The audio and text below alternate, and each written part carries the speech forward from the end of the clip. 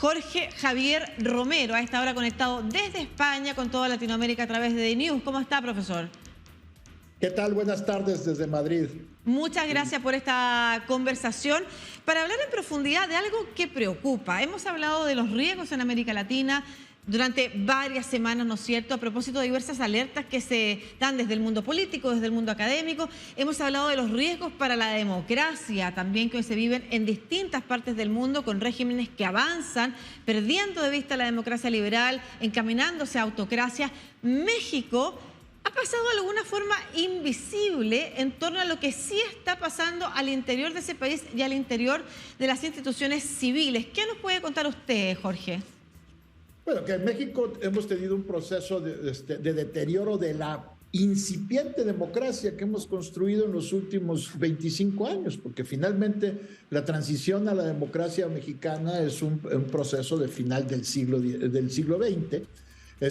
Sin embargo, se basó en un pacto político muy amplio y creó un organismo electoral autónomo y profesional para sustituir el control electoral que durante 70 años tuvo el Partido Revolucionario Institucional.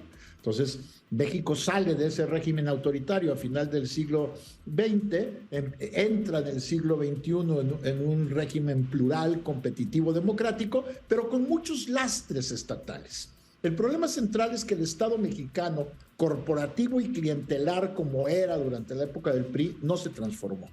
Siguió siendo lo que se llama en inglés spoil system, un sistema de botín, donde todo el empleo público se reparte de manera política, entre allegados, amigos, simpatizantes, y esto acabó convirtiendo los procesos electorales en procesos de captura del presupuesto desde el ayuntamiento más pequeño hasta el gobierno federal por parte de los partidos políticos. Este es uno de los grandes lastres que viene cargando la democracia mexicana. Por el otro lado, ha habido un proceso de deterioro de la seguridad, fundamentalmente provocado por la prohibición de las drogas. Mientras no le entremos al debate de la prohibición de las drogas y el efecto que esto tiene sobre las organizaciones estatales, su efecto corruptor, el hecho de que genera incentivos para que las organizaciones de delincuentes recluten ejércitos y compren armas. Mientras no le entremos a ese tema, no vamos a entender qué es lo que ha pasado en México, en Colombia y en otros estados. Y lo que pasó en México es eso, es decir, frente al gran mercado, la gran demanda de sustancias psicoactivas en los Estados Unidos, pues por supuesto las organizaciones mexicanas especialistas en mercados clandestinos encontraron una gran oportunidad que les ha permitido desarrollarse, expandirse y penetrar al Estado. Lo han penetrado desde los ámbitos locales hasta, como se ha demostrado ahora en el juicio a García Luna, hasta el ámbito federal. ¿De qué manera, perdón, profesor, eso incide, por ejemplo, en el avance que ha hecho Andrés Manuel López Obrador en desmantelar instituciones civiles? Bueno, pues el problema es que para enfrentar este crecimiento de las organizaciones criminales, desde el gobierno de Felipe Calderón, lo que se hizo fue recurrir a las Fuerzas Armadas. Unas Fuerzas Armadas que durante la época del PRI parecían sometidas a los civiles, pero que nunca dejaron de tener un papel político muy relevante en el régimen mexicano, que esta es una cosa que muchas veces pasa inadvertida en los análisis sobre el Estado mexicano. Las Fuerzas Armadas nunca se fueron del poder político del todo. Y cuando viene el proceso de transición a la democracia y el reacomodo político, pues empiezan a renegociar su papel, y el hecho de que Felipe Calderón las metiera de lleno como el principal elemento para combatir al crimen organizado hizo que retomaran una enorme fuerza. Pero resulta que al llegar López Obrador a la presidencia, que llega además con un porcentaje de votos enorme, el 53% de los votos, mayoría absoluta holgada, pero que además tiene el control de las dos cámaras del Congreso, y llega con el ofrecimiento de retirar a los militares, de regresar a los militares a sus cuarteles. Y sin embargo, desde el primer momento, antes de que tome posesión, cambia su postura y comienza a darles cada vez mayor protagonismo en tareas fundamentales del Estado. A la fecha, alrededor de 250 funciones del gobierno civil han sido trasladadas a las Fuerzas Armadas. El control de los puertos, el control de los aeropuertos, el control de las aduanas, por supuesto todo el control de la seguridad, a pesar de que la reforma constitucional de 2019 que creó la Guardia Nacional la creó como un cuerpo civil. López Obrador decidió violar la Constitución y entregársela a las Fuerzas Armadas. Claro, porque, profesor, perdón, una cosa que es importante entender, una cosa es las Fuerzas Armadas bajo las órdenes del Poder Civil a disposición de distintas actividades, como por ejemplo, nosotros acabamos de contar la noticia de que las Fuerzas Armadas serán destinadas a proteger las fronteras en Chile para prevenir o evitar que continúe una migración descontrolada. Otra cosa es que las Fuerzas Armadas sean quienes dirigen las instituciones civiles. Así es, eso es lo que está ocurriendo, a pesar de que la Secretaría de Seguridad Pública está en manos de una civil. El hecho es que la dirección de la Guardia Nacional, que debería ser civil, está en manos de militares, pero no solo eso, sino que el presidente le ha dado el control directo de la administración militar a cuerpos de la administración pública que deben ser civiles, ¿no? Como la administración aduanal, y además les ha dado obra pública. Es decir, las Fuerzas Armadas están recuperando un protagonismo económico que no tenían en México desde la década de 1930. Es decir, ahora son constructores, controlan el nuevo aeropuerto que construyó el presidente por capricho en lugar de continuar con la obra del gran aeropuerto que se había planeado para la Ciudad de México. Les ha dado la construcción y el control del llamado Tren Maya, que es el tren turístico que está construyendo en la península de Yucatán. Y cada vez más ámbitos de la administración civil están bajo control directo de los militares. Profesor, usted ha sido miembro del comité editorial de la revista del CIDE, ¿no es cierto?, que es el Centro de Investigación y Docencia Económica, un prestigioso centro de investigación y docencia económica en México, cuyos ex directores han tenido que renunciar, y muchos académicos, no solamente de ese instituto, también otros, han acusado persecución. ¿Eso es real? ¿Qué tan efectivo es lo que está pasando también a nivel de la academia, donde hay muchas voces que se han levantado también y algunos medios han recogido? En otras partes del mundo, insisto, lamentablemente en Latinoamérica estamos al parecer como de alguna manera tapados con lo que está pasando en México ahora. ¿Qué parte de esas denuncias son ciertas?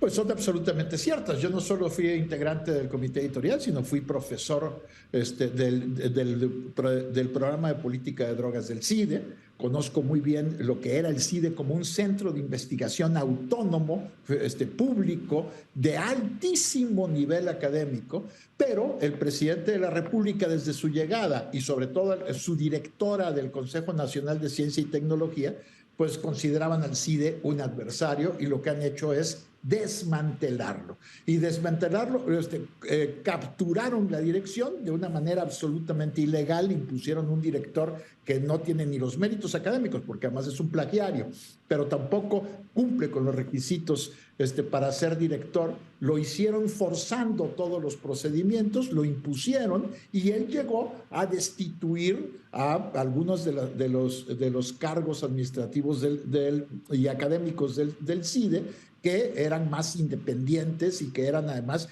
que tenían un enorme prestigio. Pero además de destituirlos, ¿ha habido persecución también? Pues, ¿en qué sentido persecución? Es decir, no los han metido a la cárcel, por supuesto que no hemos llegado a esos niveles, no se trata de eso, pero sí hay persecución económica. Por ejemplo, se dejaron de pagar los estímulos, se recortaron todos los apoyos, se quitó el instrumento financiero a través del cual podía entrar dinero de proyectos externos para asfixiar económicamente a los investigadores, y por supuesto se les ha perseguido fiscalmente con auditorías arbitrarias, y se les ha perseguido administrativamente también con intervenciones de la Secretaría de la Función Pública sobre la actividad del centro, que es un centro académico, pero han forzado las reglas para asumirlo como si fuera una parte de la administración pública central. Perfecto, y la idea era porque se les consideraba adversarios, porque son centros que han levantado críticas o datos que no corresponden a lo que el gobierno o el relato del gobierno quiere establecer.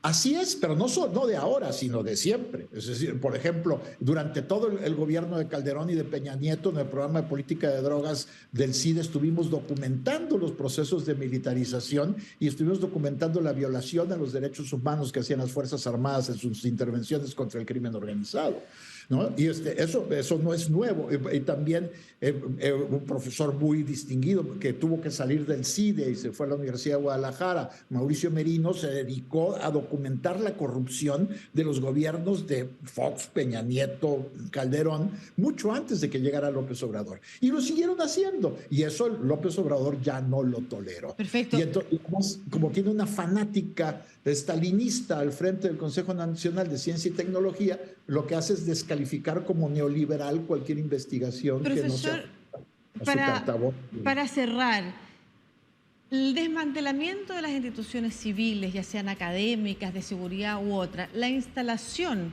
de miembros de las Fuerzas Armadas, hacerse aliado de las Fuerzas Armadas, poniéndolo en cargos claves que pertenecían al poder civil. Al mismo tiempo, reformar o pretender reformar instituciones autónomas para que queden bajo el gobierno. Hablan de una estrategia y un camino muy peligroso, efectivamente, hacia la autocracia que denuncian distintos medios de comunicación. Yo mostraba hace un rato, ¿no es cierto?, lo mencionábamos, la revista Atlantic, por ejemplo, y otras. ¿Ese camino es real? ¿Es realmente una ruta que está tomando México? ¿O son, uno pudiera decir, algunas actitudes que colindan con los límites de la democracia liberal, pero que hasta el momento no representan realmente un peligro de avanzar a regímenes, como en algún momento fue lo que pasó con Daniel Ortega, en Nicaragua, como lo que termina pasando en otros países, en Turquía u otros también? No, sin duda alguna hay una intencionalidad de desmantelamiento autocrático de la democracia mexicana. El proceso de reforma inconstitucional del órgano electoral es una clara muestra de que lo que quieren es controlar las elecciones, como lo han hecho muchos gobiernos populistas alrededor del mundo, ¿no? Víctor Orbán torciendo la constitución húngara, etcétera. Parece casi de manual. Es decir, controlar el órgano electoral no para acabar con las elecciones, sino para manipularlas. Y esto es muy riesgoso. Nosotros tenemos en México la enorme ventaja de que la no reelección está fuertemente institucionalizada. Si hay una institución política fuertemente arraigada en el imaginario colectivo mexicano, es la no reelección. Por lo tanto, la perpetuación de López Obrador en el poder me parece a mí imposible. Ya sería claramente un golpe de Estado si lo hace. Sin embargo, él pretende imponer a un sucesor que sea su leal y va a tratar de seguir controlando a través de su partido la política. Ahora, Perfecto. Esto todavía está por verse, ¿no? Porque es un partido que solo está unido en torno a la personalidad de López Obrador y la disciplina, una vez que él salga del poder, va a ser muy difícil de mantener. Sin embargo, el riesgo está ahí. Y vamos a ver cómo se intenta perpetuar en el gobierno, si es así como también lo hicieron otros gobiernos, como por ejemplo en Bolivia, Evo Morales, cuando intentó cambiar la constitución efectivamente para poder avanzar en mayores reelecciones que las que ésta le permitía. Muchas gracias. Estábamos conversando con el destacado académico, politólogo, columnista y escritor mexicano Jorge Javier Romero sobre estas denuncias graves que han llegado respecto de la calidad de la democracia hoy en México, cómo se desmantelan instituciones civiles, se militarizan instituciones civiles, algo a lo que hay que ponerle más ojo desde Latinoamérica también ante el riesgo en el mundo de la pérdida de valoración de la democracia. Muchas gracias, profesor, que esté muy bien. Muchas gracias, hasta luego.